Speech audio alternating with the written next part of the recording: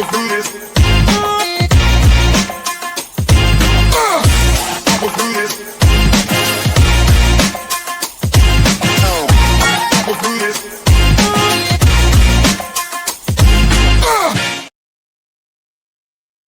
everyone, welcome back to my channel, FPL Vincenzo, and today we're going to talk about one of my favourite talking points, obviously Aston Villa. So I went to the game in game week 1, Aston Villa against Newcastle, so got to see firsthand how Aston Villa played. Obviously, according to the data and to my test, it didn't look great.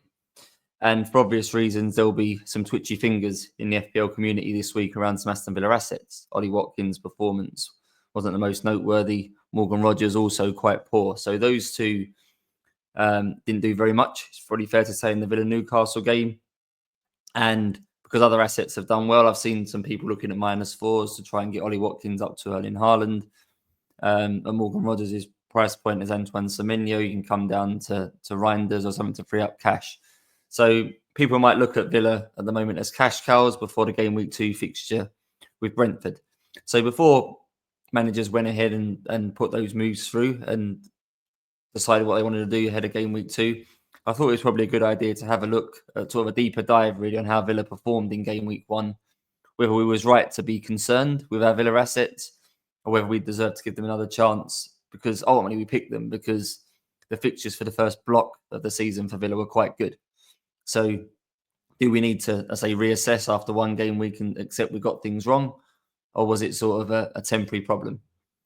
So let's have a look at how Villa played against Newcastle, and a few noteworthy selection decisions to start with.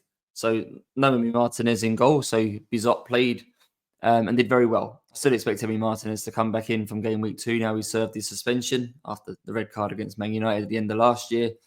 But Bizot proved himself, I think, to be a valuable understudy. One really big save from Elanga in the first couple of minutes. Generally quite good. So no concerns with him, but I still think he's come as a number 2 to support Martinez. If Villa get an offer they can't refuse, basically, on Martinez before the end of the window, he's been constantly linked with Man United, for example, then I don't think Villa would be that concerned about Bizot becoming the number 1. But no action needed there. Back 4 for this game was Matt Cash, Ezri Konsa, Tyrone Mings, and Luca Digne. I can understand why particularly Mings and Digne were selected. Villa know what Newcastle were like from a physical perspective. You have to compete physically against Newcastle. And I think Villa prioritised that over other things. So Mings was picked over Torres, better at defending the penalty box than Torres, more physical around the penalty box than Torres. If there was issues from set pieces, dealing with the likes of Joe Linton, Tonali, Byrne, Mings would be better at doing that. But by picking Mings, you lose a lot of ball progression. Mings not as good on the ball. Newcastle obviously had no Isak, but the front three of Elanga, Gordon as the number 9 and Harvey Barnes on the left was very proactive in the press. Lots of speed, lots of energy, lots of work rate. Villa tried to play out from the back, particularly in the first half, quite a lot, but ultimately just got suffocated in a deep block, really. Bizot tried to play it to Mings. Mings has a lesser passing range than Torres. Mings ended up trying to funnel the ball into midfield where they were pressed as well, Kamara and Onana. If he found Digne, Elanga was on him. Villa just really struggled to get out. So a bit of a fine balance with Villa's 2 left-sided centre-backs. One is a better pure defender, is a better organiser, is better at deep block defending, physical defending. But Villa lose quite a lot when we pick him in terms of distribution. So I can understand against Newcastle, of all opponents, that physicality was probably more necessary. Maybe not so much against Brentford, even if they've got Igor Thiago up front, who's obviously a more physical striker, more reliant on that and other sort of attributes. I think Villa might take a bit more risk that they can get an extra passer into the team and lose some physicality. So Villa struggled to get the ball forward is probably the ultimate argument here with Mings in the team. Also not helped by the midfield 3 we picked. Again, to be defensively solid, to be defensively resilient, and to be more physical, we got Onana into the midfield. So most of last year, it was Kamara and Tielemans as the 2 central midfield players. Rogers or Asensio, someone like that ahead. Villa pushed Tielemans on into the number 10 role here. And he played that role when he first joined because we had Douglas Luiz playing in the middle with Kamara then. So it's not a role that he's unable to play. And we pushed him further forward to get Onana's physicality into that midfield. What it ultimately meant was, though, that Tielemans didn't get on the ball. Villa, again, trying to get through the phases from Mings through the first phase into Digne, Onana, Kamara kind of worked. Getting them into the second phase of Tielemans and Rogers and McGinn didn't really work. So Tielemans barely got on the ball, barely was able to create anything. He's Villa's, by a long way, most creative midfielder with the ball. Kamara and Onana are good professionals, but they're not going to play those sort of passes that break lines and things like that. So Villa, from the back six, shall we say, of Mings, Fonsa, Cash, Digne, Kamara, Onana, didn't have any really ball players in that part of the pitch. Really, really big struggle to play through to Rogers, through to Tielemans, through to McGinn, who then ultimately could release Watkins. So what ended up happening more and more is that either from Bizot or from Mings in particular, we ended up playing more long ball. And Watkins is capable of handling himself in that sort of situation, but he didn't do very well in this particular game against Dan Burn in particular and against Fabian Schär. Rogers didn't really get the ball down either if we had to play more direct. So Villa, I think, in the first sort of 20 minutes in particular, played themselves into a few bad situations by trying to play out from the back. I think after that point, they maybe adapted a bit and thought, well, this is a recipe for disaster. We're bringing trouble onto ourselves here. Let's try and play a bit more direct. But Watkins wasn't winning those battles. Rogers wasn't necessarily winning those battles. So we was losing the ball higher up the pitch, was obviously better for not conceding a goal. But we just didn't get any territory. And the likes of Tielemans and Rogers just didn't get on the ball enough because we didn't find them into feet. Villa also struggled a bit down their left side. So Luca Digne, normally Ori Matson, whoever plays on the left side, is responsible basically providing all the width down that side. And they've usually got some freedom to go. Obviously, we then sort of shift into more of a back three. Mings comes across into a left-sided centre-back role. Konsa moves across into the middle. And either Cash holds on the right or even Boubacar Kamara drops into a back three when Villa have the ball.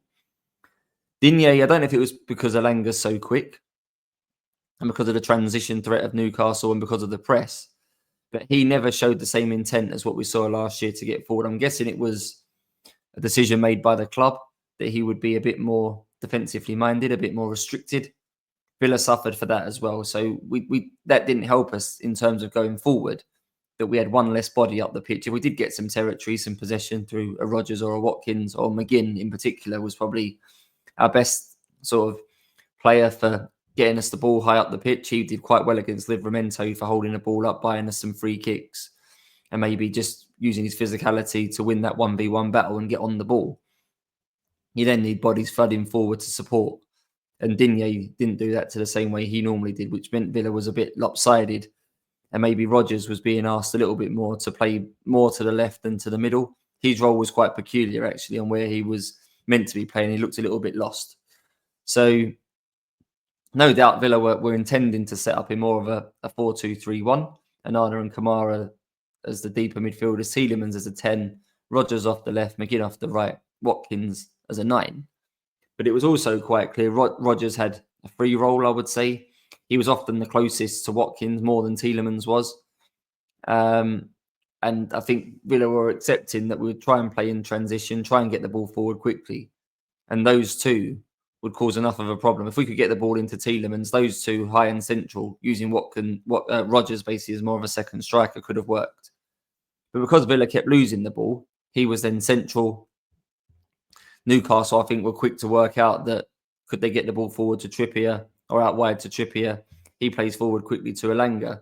All of a sudden, Elanga's got a 1v1 against Digne, or even worse, Trippier and Elanga have got a 2v1 versus Digne. Rogers was caught between sort of defending the left-hand side to stop the Newcastle passage of play being down that side, but also being asked to, I say, be the main source of support for Watkins. And ultimately, because they're two quite different roles, he never really succeeded in any of them. Watching him, he just felt like he was a bit confused. He was forcing things when he did get the ball, and he was probably not as energetic as I hoped he would be in terms of getting back. So something to bear in mind that against other opponents, maybe his role will be a bit clearer. Maybe his defensive responsibility will be a bit less. And certainly because Newcastle broke so quickly, maybe it wouldn't look so out of position so much. If teams build in a more settled way, Rogers got more time to get back into his starting spot. Final problem, I guess, to raise from Villa here in this particular game was a big lack of pace in the team. Because we loaded up on the physicality, we didn't pick a Daniel Marlon or a Gesand or someone like that in the team. Even Maatsen from left back is more of a pacey threat than Digne. If Villa were trying to play on transition and counter quickly, we had no release ball. I'd say Watkins wasn't getting in behind Burn and Cher. Rogers was in between roles. Tielemans didn't control the game. McGinn was more back to play as well. So if you're playing long ball, you need the person to bring the ball down. Then you need people running in behind. There was so much sort of pressure on Watkins in this game to basically do everything. He was trying to battle Dan Burn physically. He was trying to run channels. He was trying to run in behind. He was trying to give Villa a route up the pitch because we were struggling to get territory. He was trying to do that. He had a thankless task, Ollie Watkins, in this game, trying to do 3 or 4 jobs. So if we had another runner in the team, that might have helped a little bit. Maybe in this game, we could have used Watkins more as a hold-up man. Maybe he could have held it up, dropped it back to Tielemans, who could have released Marlon or something. But I understand why Emery didn't do that, because Marlon's not always the best defensively disciplined player. And Villa didn't want to get caught out physically, didn't want to get caught out on transition. So it's a bit sad, considering how Villa have been at home for most of the time in the last sort of 18 months, that we almost set up here, it felt like, not to lose. Their number one prerogative was, let's cover and try and prevent the opposition doing what they want to do best and what they're good at. I think the true best teams think, well, we're the best team here. Let the opposition try and stifle us.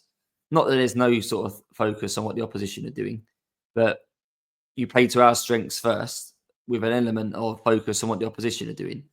I think Villa gave up a lot of what they want to do first. Didn't pick Pau Torres for the passing. Didn't put Tielemans deeper for the passing. Didn't put Marlon in the team for the pace. All these sorts of things. Because the focus was stifling Newcastle, which is a shame. I can understand it at St James's Park, but in a home game, maybe that wasn't ideal. This next slide looks directly at what Rogers and Watkins did in the Villa and Newcastle game. So Rogers, I put different attributes, on different metrics on the screen for both players, but I thought that was relevant for what each individual does. So Rogers covered 11 kilometres in distance. I say constantly shuffling up and down the left side, trying to get forward to support Watkins. The two roles were just so wildly different from each other, trying to, let's say, be a second left back at certain times to then be a support 10. Too much ground to cover. Villa got the ball forward quickly. Rogers, I don't think any footballer has the stamina and the pure speed to make up that much ground that quickly. So he did a lot of running, but it was ultimately a lot of, I would say, inefficient running, or running that didn't really help at either end of the pitch. He was kind of not quite helping Digne and not quite helping Watkins, but he still ran 11 kilometres. Only 3 dribbles in the game for Rogers. That was quite low. Again, we didn't get him the ball. When he did get the ball, he was dribbling well. 2 out of the 3 were successful. But down the bottom there, you see 19 times he lost possession, because I think he saw himself as the talisman in this game, the player that Villa were going to count on to create something. So he dribbled past his man, and his first thought was, can I get Watkins away here in behind? And he's always looking up and forward rather than sideways and back, which was nice. But could he have got the ball into Tielemans more, and then he could have then made a secondary run to support Watkins, allowed Tielemans to create? Instead, Rogers only had one outlet every time in Watkins. Often the through pass was overhit or intercepted, or because the pass to Watkins wasn't on, his first thought then was, do I need to try and beat another man? Do I need to hold on to the ball a bit longer until the passing lane opens up? And then ultimately lost the ball. So something to bear in mind there, the match circumstance, this was even before the red card to Concert, the match circumstance I don't think actually suited him, because he didn't have enough outlets to link with, enough outlets to play 1-2s with, to release him behind. Maybe in other games against, and maybe Brentford will be an example of this, Villa will get another attacking player on the pitch. If his defensive sort of role is less, he can stay higher up the pitch. Can he be more of a more involved in the final third than what he was in this game. Newcastle were careful not to foul him. I think Villa were trying to get the ball forward quickly, and maybe Villa were going to rely on set pieces and free kicks and stuff themselves in this game. We had quite a big team out with Mings and Onana and stuff in there to be a nuisance from set pieces. Newcastle were quite careful not to give too many free kicks away. So Rogers wasn't fouled. They just blocked all of his passing lanes, particularly into Watkins. So that nullified him in that way. No shots, barely got into the box, barely got near the box. I say a lot of his work was done 40 yards from goal. On to Ollie Watkins. So aerial duels one of 7. I say Villa were forced to go quite long, quite a lot, particularly after the first 20 minutes. As much as he's good as a physical target man type striker, well-rounded in that way, he didn't get much joy and much change out of Dan Burn and Fabian Schär, who had a 2-on-1 against him all game. One very much was aggressive in combat with him. The other one was sweeping. He only won one aerial duel all game. When Villa could get the ball into his feet, though, success rate was much better. So 5 out of 6 in terms of ground duels.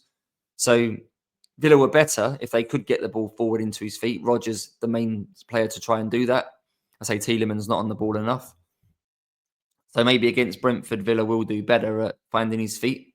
And then Villa can build from there in terms of their transition, in terms of progressing up the pitch. But too reliant on aerial balls in this game. 15 sprints from Watkins showed how much he was trying to run in behind, how much he was trying to run channels, how much he was trying to run into space to be an outlet. We did actually have one shot in the game, so I've mistyped that. He's one shot for Watkins, shot on target, left foot edge of the box. Pretty much straight at the goalkeeper, though.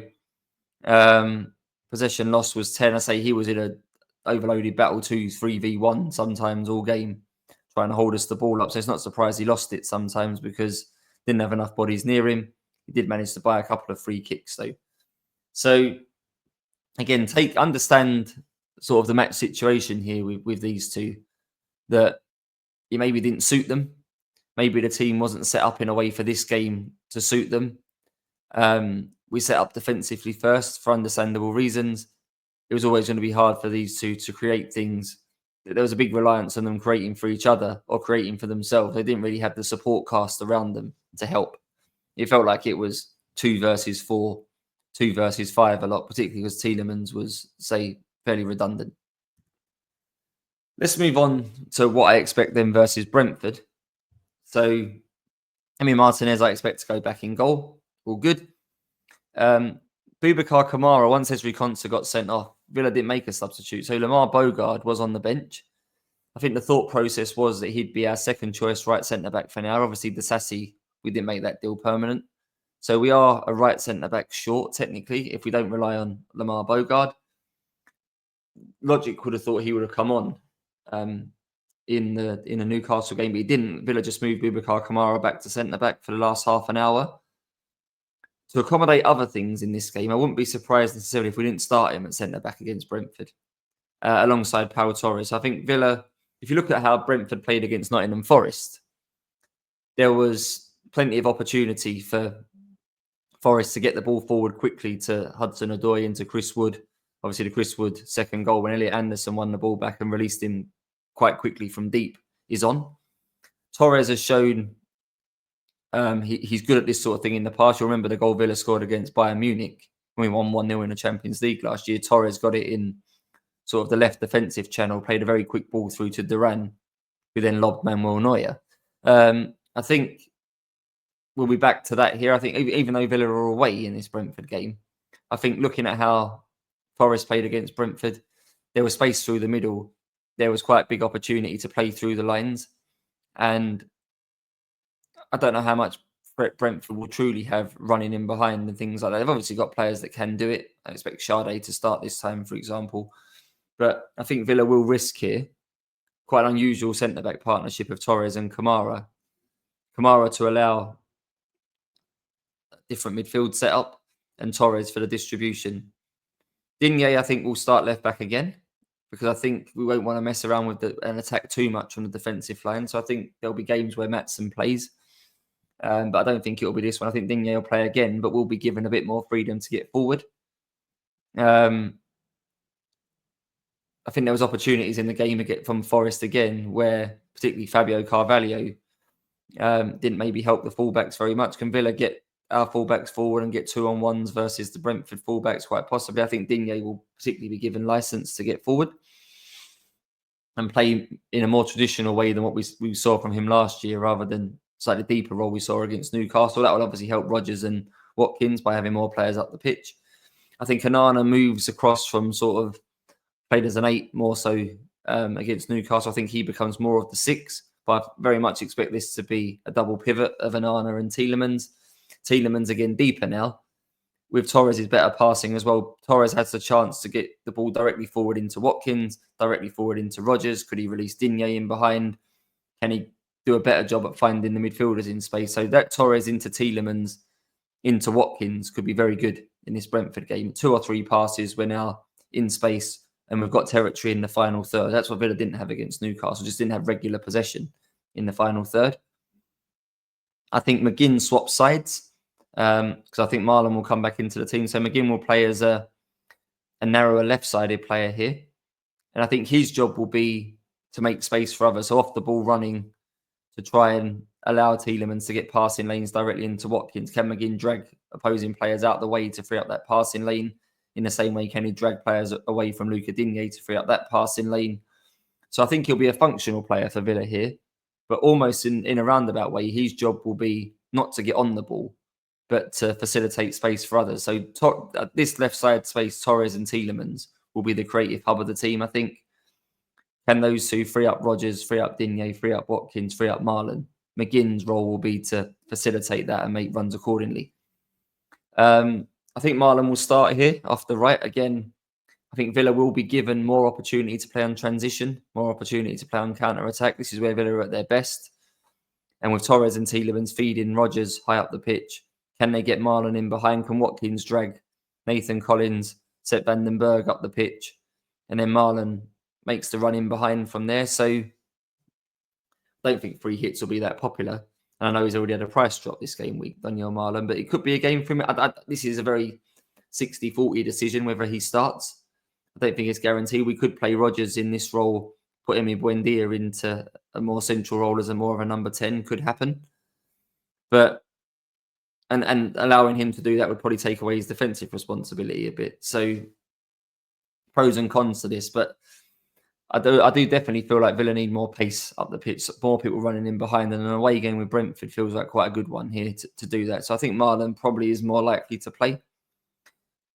And then we've got obviously Gesand on the bench now, who didn't come on against Newcastle. I think it's probably his first exposure to Premier League games. So Emery wanted him probably just to watch the whole 90 minutes. But I'd expect to see him make an appearance here, probably in the Marlon spot later on. Watkins probably for now is fine playing 90 minutes, so that's okay. So yeah, this is kind of what I'm expecting. So yeah, Martinez in goal, Cash, Kamara, Torres, Digne back 4, Tielemans and Onana in the middle. Rogers as a number 10 with a free role, less defensive responsibility. McGinn narrow off the left to try and make space for others, because that left side will be important to creativity. Watkins will probably naturally drift that way as well, but can Torres or Tielemans free him up in behind? And then Marlon attacking the box for cutbacks, pullbacks, or running in behind if Watkins tries to drag the opponent's defence up the pitch. So no takeaways for me in this pod, but just I wouldn't overreact to Villa. Just to reiterate what I've said already in this pod, I don't think the Newcastle game, the way we set up the Newcastle game, suited our 2 attacking players. There was 2 isolated, not enough bodies up the pitch. Tielemans' role didn't help them. Digne's role didn't help them. Resorted a bit too much to long ball because we couldn't pass through the phases. Not helped by Newcastle's press. They may not have had Isak as the main goal threat, but so much energy in that front three to harass, to press. We know what Gordon's like for his tenacity. Villa just didn't get through that. Against Brentford, I think the press won't be quite as intense, so a bit more time on the ball. And I think Villa's players in the system, Tielemans, Deeper, Torres in the team, would naturally cope better if there was a higher press. So giving those 2 a bit more time on the ball would help. So I certainly think your Villa assets, it's worth another game. Let's reassess after Brentford. Let's see if what I think will happen materialises. If we struggle again to build up, if we struggle again to create tempo, if we struggle again to have territory and general possession, then there's a different question to be asked, I think, particularly probably around Rogers, because there's plenty of players at 6.5 and 7 million who are options. And if he's struggling to get on the ball, if he's struggling to get into the box and struggling to have an impact, there's others at that price point that stand out. Watkins, I think, is a bit different because he's just generally a nuisance in the game. And for now, I'm not seeing loads of other strikers around his price point that I desperately want. Usually, he's going to be the make weight now to go up to Haaland if people don't have him. But in terms of moving to Gyökeres, I didn't see enough from him yet.